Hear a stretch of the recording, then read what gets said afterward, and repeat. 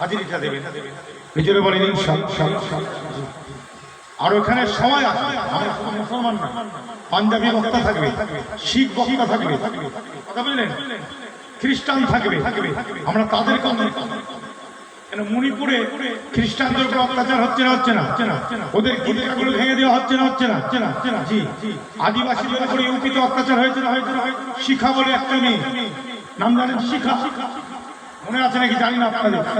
তাকে ধর্ষণ করে পুড়িয়ে দেওয়া হয়েছিল না হয়নি? তাহলে কি মুসলমান ছিল? আমরা তাদের জন্য লড়বো, তারা আমাদের জন্য থাকবে, আমরা তাদের জন্য থাকবো। পাঞ্জাবিদের জন্য মুসলমানরা রাস্তায় নেমেছে না? নেমেছে। পাঞ্জাবের শিখরা আমাদের জন্য থাকবে।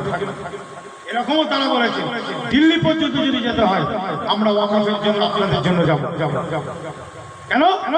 ওয়াকফকে নষ্ট করে দেওয়া মানে সংবিধানকে ধ্বংস করা, ভারতের গণতন্ত্রকে নষ্ট করা, ভারতের ডেমোক্রেসিকে নষ্ট করা। মাথায় রাখবে। আসেন সকলে চলে আসে, সংক্ষেপে দু একটা আলোচনা করে মুনাজাত হবে। সকলে আসুন।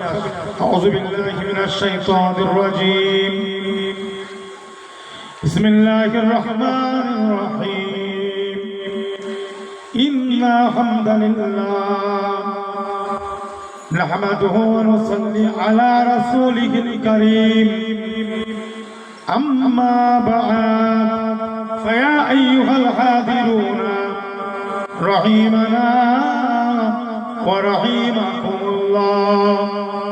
فقال الله تعالى في القرآن المجيد وفي الفرقان الحميد إن الله وملائكته يصلون على النبي يا أيها الذين آمنوا صلوا عليه وسلموا تسليما.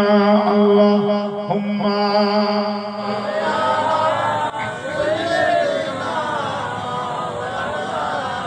وعلى آل سيدنا